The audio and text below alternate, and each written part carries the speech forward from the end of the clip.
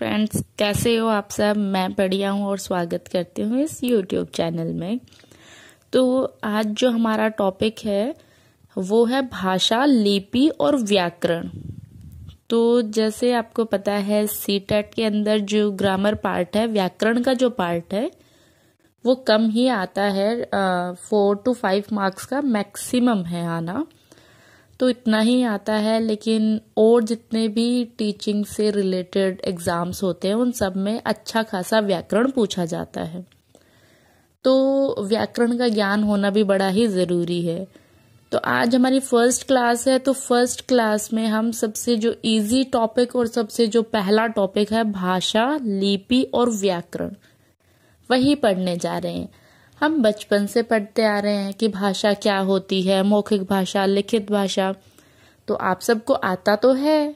बस जो काफी साल हो जाते हैं ना उन चीजों को पढ़े हुए, तो एक जैसे डस्ट की लेयर होती है ना, काफी समय से एक चीज कोई रखी हुई है और उसके ऊपर एक डस्ट की लेयर लग जाती है, और जैसे ही उस पर एक कपड़ा मारा जाता है वो फिर से नया बन जाता है ना। इसी तरीके से जैसे दिमाग में हम काफी दिन से कोई चीज रिवाइज नहीं करते हैं तो थोड़ी सी वो चीजें दब जाती हैं या फिर हम उन्हें भूलने लग जाते हैं ना, भूलना स्टार्ट कर देते हैं। तो बस एक बार रिवीजन कर लेंगे तो फिर से सब कुछ याद आ जाएगा। जैसे मुझे ना एक चीज याद आ रही है, जैसे हनुमान जी को सारा ज्ञान याद आ गया था ना एक बार बताने से, ऐसे इस वीडियो को देखने के बाद आपको भी जो आपने अभी तक बचपन से व्याकरण में पढ़ा है या फिर कुछ ऐसे फैक्ट जो आपको अभी तक नहीं पता था वो भी आपको पता लगने वाले हैं। तो आपका टाइम वेस्ट नहीं करते हैं और वीडियो को ज्यादा बड़ी नहीं करेंगे और फटाफट से हमारा जो टॉपिक है भाषा, लिपि और व्याकरण उसको शुरू करते हैं। तो सबसे पहले आता है भाषा। भाषा क्या होती है, जिसे हम इंग्लिश में लैंग्वेज बोलते हैं। तो देखो, हम लोग कम्युनिकेशन के लिए क्या यूज करते हैं, भाषा। तो भाषा मानव समाज के लिए बहुत ही जरूरी तत्व है। हम भाषा के माध्यम से अपने मन, भावों को और विचारों का आदान प्रदान करते हैं, है ना, क्योंकि हम एक सोशल एनिमल है ना, सोशल लोग हैं हम। तो कम्युनिकेशन करने का कुछ तो जरिया होता है ना। तो इस तरीके से कुछ लोग हैं या फिर कुछ ऐसी चीजें होती है जो सांकेतिक माध्यम से भी अपने विचारों को पहुंचाते हैं। जैसे कोई गूंगा व्यक्ति है, वो अपनी बातों को सांकेतिक भाषा के थ्रू या फिर संकेत देके समझाता है। ऐसे ही कोई छोटा बच्चा होता है, वो हंसकर, रोकर अपने भाव दिखाता है, जो वो समझाना चाहता है वो समझा देता है। ऐसे जो रेलगाड़ी का गार्ड है वो संकेत करता है लाल झंडी से, हरी झंडी से, तो वो भी एक भाषा का रूप है जिसे सांकेतिक भाषा कहा जाता है, लेकिन फिर भी उसको पूरे रूप से एक भाषा नहीं माना जाता है। तो अब बात करते हैं भाषा। तो जो भाषा शब्द है वो भाष धातु से बना हुआ है, जिसका अर्थ होता है बोलना। भाषा शब्द भाष धातु से बना है जिसका अर्थ होता है बोलना। तो हम क्या बोलकर और लिखकर अपने मन और भावों को जो आदान प्रदान करते हैं, दूसरों की भाषाओं और भावों को समझते हैं, उसी को भाषा कह देते हैं, है ना। एक डेफिनेशन हम सबने पढ़ी होगी, भाषा भावों और विचारों के आदान प्रदान का साधन है। विश्व में अनेक तरीके की भाषाएं बोली जाती हैं और समझी जाती हैं, है ना। हमारे आसपास भी हम देखते हैं कितनी भाषाएं, Hindi, English, Roman, France, Sanskrit, बहुत सारी भाषाएं हमारे आसपास हैं। तो देखो, जो ये छोटे छोटे पॉइंट्स मैं बता रही हूँ ना, तो ये भी आपके एग्जाम के लिए इम्पोर्टेंट है। और अगर आप एग्जाम नहीं भी दे रहे हो, आप टीचिंग फील्ड में हो और फिर आपसे कोई पूछ ले तो आपको पता होना चाहिए, है ना। नॉलेज तो कभी ऐसा होता है ना कि कभी खराब होती ही नहीं है, कितना भी ले लो, कितना भी। तो ये सब के लिए इम्पोर्टेंट है। तो एक एक पॉइंट को थोड़ा ध्यान से सुनना। जैसे अभी मैंने बताया, भाषा शब्द भाष धातु से आया है जिसका अर्थ होता है बोलना। तो इस तरीके की क्वेश्चन है वो एग्जाम में आने मतलब ऐसा होता है कि ऐसे क्वेश्चन एग्जाम में आ सकते हैं। उसके बाद है कि भाषा के कितने रूप होते हैं। तो अभी जो एक ऊपर बताया सांकेतिक भाषा, तो लेकिन उसका एक भाषा का रूप नहीं माना जाता है। भाषा के सिर्फ 2 रूप माने जाते हैं, मौखिक रूप और लिखित रूप। मौखिक क्या है? जो हम मुंह से उच्चारण करते हैं, उस भाषा को मौखिक भाषा बोलते हैं। तो मौखिक भाषा क्या होती है बेटा? जैसे स्टेज पे कोई भाषण दे रहा होता है या क्लास में ओरल टेस्ट आपने देखे हैं, वो सब क्या होते हैं? मौखिक भाषा का ही रूप होता है। हम टीवी में देखते हैं, सीरियल्स देखते हैं, फिल्म देखते हैं, है ना, कलाकारों के संवादों को सुनते हैं, तो वो सब क्या है? वो एक मौखिक भाषा का ही रूप होता है। पर जो मौखिक भाषा है वो स्थायी रूप से, मतलब इसका कोई स्थायी रूप नहीं होता है। लिखित भाषा का स्थायी रूप होता है। तो अब हम चलते हैं लिखित भाषा पे। जैसे अब हमारे ब्लैक बोर्ड पे कुछ लिखा हुआ है, हमारी किताबों में कुछ लिखा हुआ है, पत्र पत्रिकाओं में कुछ लिखा हुआ है, वो सब किसका रूप है? वो लिखित भाषा का रूप है ना। व्यक्ति के मन के भाव या विचारों को लिखकर व्यक्त करना लिखित भाषा कहलाती है ना। जो मुंह से बोलते हैं वो मौखिक, और जो लिख के व्यक्त करते हैं उसको लिखित भाषा बोलते हैं। और अब हम चलते हैं मातृभाषा पे। तो मातृभाषा कौन सी भाषा होती है? इस भाषा को बालक अपने परिवार में सीखता है। जो भी भाषा परिवार में बोली जाती है, उसकी माँ के थ्रू, उनके पेरेंट्स के थ्रू, या फिर उनके फैमिली मेंबर्स, आस पड़ोस के, जो भी वो देखते हैं और उसी भाषा को बोलने लग जाते हैं, उसी को मातृभाषा बोलते हैं। जैसे कि हम सबने देखा होगा कि जो हरियाणा में लोग रहते हैं, बच्चे रहते हैं, वो हरियाणवी अपने आप सीख जाते हैं, उनको सिखाई नहीं जाती है। जो पंजाबी लोग होते हैं, उनके परिवार के बच्चे भी पंजाबी भाषा बोलने लग जाते हैं, उनको सिखाई नहीं जाती है, वो अपने आप बोलने लग जाते हैं, है ना। ऐसे ही आपने अपनी फैमिली में भी देखा होगा कि जो मातृभाषा है वो आप लोगों ने अपने आप ही सीख ली है, पेरेंट्स को देख के, फैमिली को देख के, तो उसे बोला जाता है मातृभाषा। ठीक है। जो बच्चा अपने परिवार से सीखता है उसको मातृभाषा बोलते हैं। उसके बाद है राष्ट्रभाषा। तो राष्ट्रभाषा क्या होती है? ये 2 वर्ड्स हैं, इनको ध्यान से सुनना, राष्ट्रभाषा और राजभाषा। तो राष्ट्रभाषा क्या होती है? यह वह भाषा है जो देश के अधिकांश नागरिकों द्वारा प्रयोग में लाई जाती है। ठीक है, जो कि देश के अधिकांश नागरिकों द्वारा प्रयोग में लाई जाती है, उसे राष्ट्रभाषा कहते हैं। भारतीय संविधान में किसी भी भाषा को राष्ट्रभाषा का दर्जा नहीं दिया हुआ है। बहुत जगह ये पढ़ाया जाता है कि हिंदी हमारी राष्ट्रभाषा है, लेकिन जो भारतीय संविधान में किसी भी भाषा को राष्ट्रीय भाषा का दर्जा नहीं दिया गया है। तो एग्जाम में आता है तो हमें यही लिखना है कि हमारी कोई भी राष्ट्रभाषा नहीं है। अब हम आते हैं राजभाषा पे। तो राजभाषा क्या होती है? राजभाषा वो भाषा होती है जो सरकारी कामकाज में प्रयोग में लाई जाती है, जिसमें सरकारी कागजात हैं वो बनाए जाते हैं। ठीक है, जिसमें सरकार का काम होता है, या राजभाषा का प्रयोग सरकारी कामकाज में होता है, आप ऐसा बोल सकते हो। तो भारत के संविधान में हिंदी को राजभाषा के रूप में लिया गया है। और कब लिया गया है? 14 सितंबर 1949 को मान्यता दी गई है। किस चीज की? मैं फिर से रिपीट कर देती हूँ, एक बार फिर से मैं आपको बोल देती हूँ। हिंदी को राजभाषा के रूप में 14 सितंबर 1949 को मान्यता दी गई है। किसकी? राजभाषा की। परंतु अंग्रेजी को भी सह राजभाषा के रूप में जारी रखा गया है। हिंदी क्या है? राजभाषा है, और अंग्रेजी क्या है? सह राजभाषा। आई होप ये आपको क्लियर हो गया होगा। तो देखो, जिसे अगर ज्यादा स्पीड में चाहिए, जिसे फटाफट पढ़ना है, तो वो आपके हाथ में, आप स्पीड को इंक्रीज कर सकते हो, है ना, वहां पे जाके 2x पे करके फटाफट आप सुन सकते हो। तो अब आते हैं भारतीय भाषाएं और हिंदी। भारत के संविधान में 22 भाषाओं को मान्यता दी गई है। ठीक है, भारत के संविधान में 22 भाषाओं को मान्यता दी गई है। तो उन 22 भाषा में हिंदी भी शामिल है, पंजाबी, कोंकणी और नेपाली, मैथिली, कश्मीरी, मराठी, सिंधी, मतलब ऐसे इस तरीके से बंगाली और गुजराती, संस्कृत, इस तरीके से 22 भाषाएं हैं। एक और शब्द आपने सुना होगा, बोली। तो फटाफट से एक बार बोली क्या होती है वो भी मैं आपको बता देती हूँ।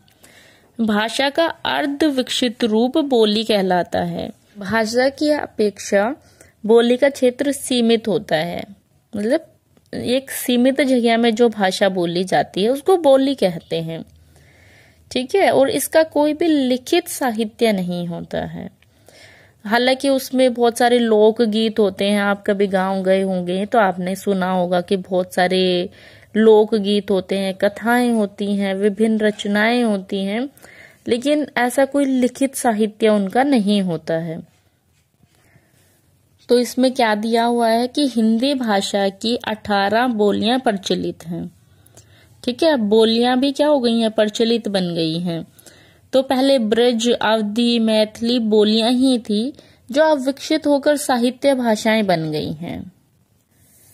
अब देखो इस क्या होता है कि कुछ अलग अलग एरिया में अलग अलग तरीके की बोली बोली जाती है। जैसे हिंदी भाषा की कुछ प्रमुख बोलियां हैं, जैसे कि देखो पश्चिम में हरियाणवी बोली जाती है, खड़ी बोली बोली जाती है, ब्रज भाषा है, बुंदेली, राजस्थानी। ऐसे ही भारत के पूर्व हिस्से में अवधी बोली जाती है, छत्तीसगढ़ी बोली जाती है, भोजपुरी, मैथिली, बघेली। ऐसे ही उत्तर में गढ़वाली भाषा बोली जाती है, कुमाऊनी भाषा बोली जाती है जो पहाड़ी बोलियां बोलते हैं।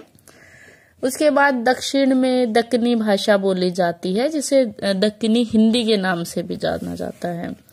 तो ये एक छोटा सा पार्ट बोली का था, हालांकि ये इतना इम्पोर्टेंट नहीं है, इसमें से इतना कुछ भी नहीं आता है। मेन बस आप मातृभाषा, राष्ट्रभाषा और राजभाषा का डिफरेंस देख लेना, वो सबसे ज्यादा इम्पोर्टेंट है। उसके बाद आता है लिपि। लिपि क्या होता है, जो स्क्रिप्ट हम बोलते हैं इंग्लिश में, वो हिंदी में लिपि होती है। वर्णों का उच्चारण ध्वनियों से होता है और ध्वनि को लिखने के लिए कुछ चिन्हों का यूज होता है ना। तो ध्वनि के लिखित रूप को ही लिपि बोला जाता है। प्रत्येक भाषा की अपनी लिपि होती है। जैसे हिंदी भाषा के लिए देवनागरी लिपि का विकास कहाँ से हुआ है, ब्राह्मी लिपि से हुआ है। ये इम्पोर्टेंट है, ये वाला पॉइंट। देवनागरी लिपि का विकास है वो ब्राह्मी लिपि से हुआ है। इसे बाएं से दाएं लिखा जाता है। हमें पता है ना हम हिंदी कैसे लिखते हैं, बाएं से दाएं लिखते हैं। वैसे किसी भी भाषा को किसी भी लिपि में लिखा जा सकता है ना। जैसे हिंदी भाषा को रोमन लिपि में हम लिख सकते हैं। जैसे हम आजकल व्हाट्सएप पे मैसेजेस लिखते हैं तो वो क्या है, हम हिंदी भाषा को रोमन की लिपि में लिख देते हैं, है ना। ऐसे ही कुछ उसमें भाषा और लिपि पूछ लेते हैं हमसे, तो उसमें जो पूछ सकते हैं वो मैं आपको बता देती हूँ। हिंदी, संस्कृत और मराठी, इनकी जो लिपि है वो देवनागरी है। और फिर से मैं आपको बता देती हूँ, जो देवनागरी लिपि है वो ब्राह्मी लिपि से विकसित हुई है।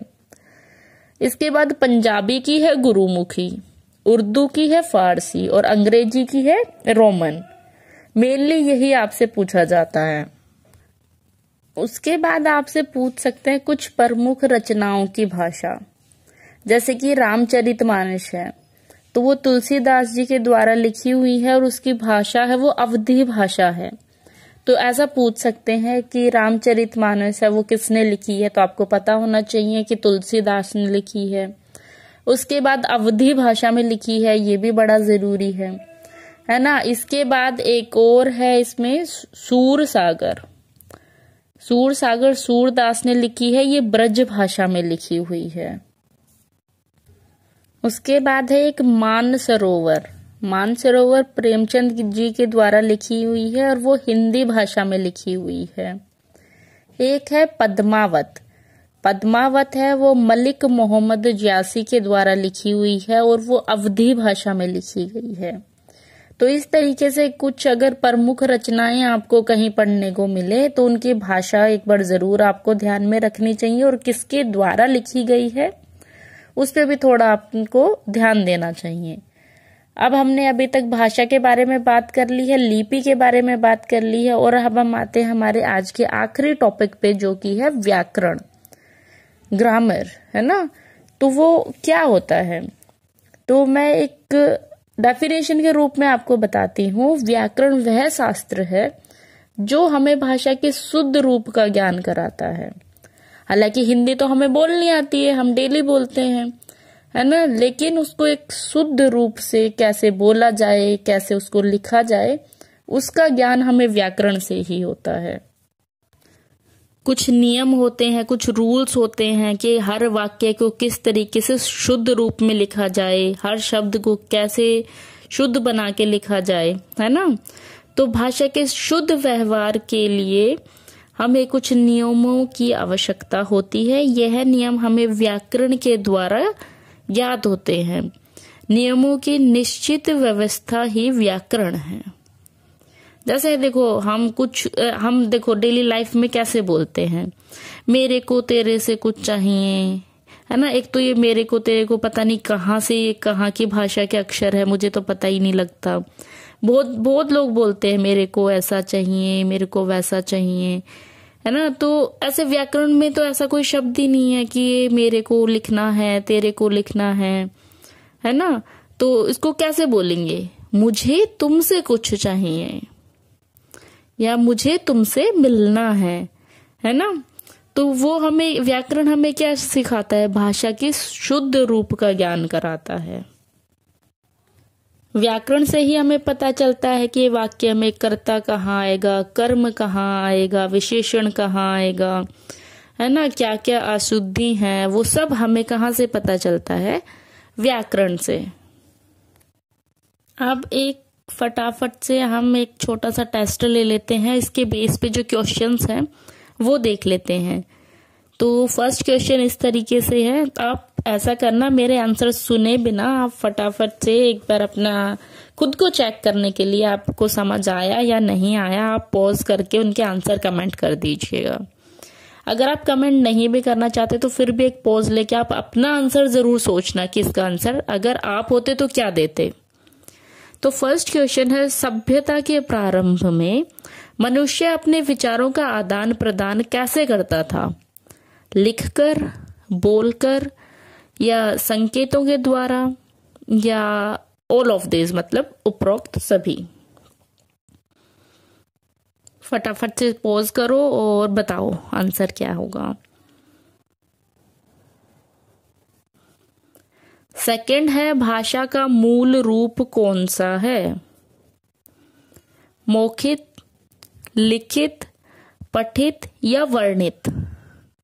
भाषा का मूल रूप कौन सा है, मौखिक, लिखित, पठित या वर्णित।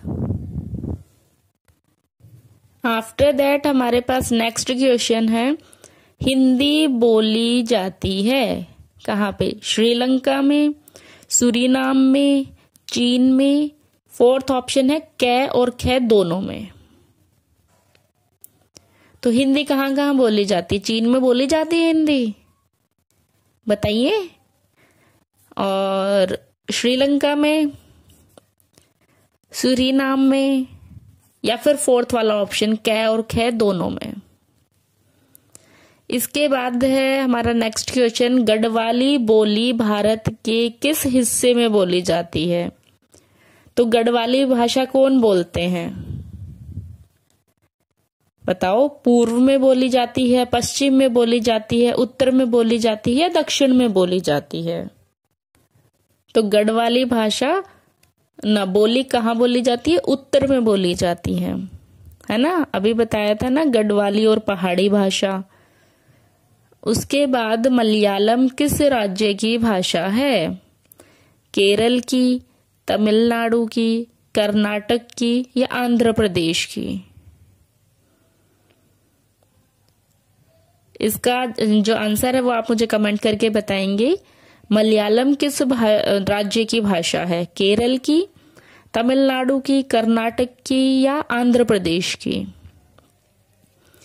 नेक्स्ट इससे सेम ही है कि आंध्र प्रदेश की भाषा क्या है?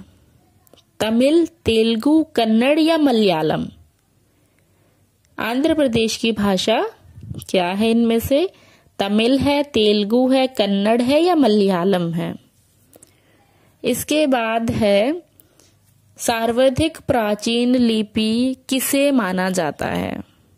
देवनागरी को, संवेगन लिपि को, खरोष्ठी लिपि को या ब्राह्मरी लिपि को?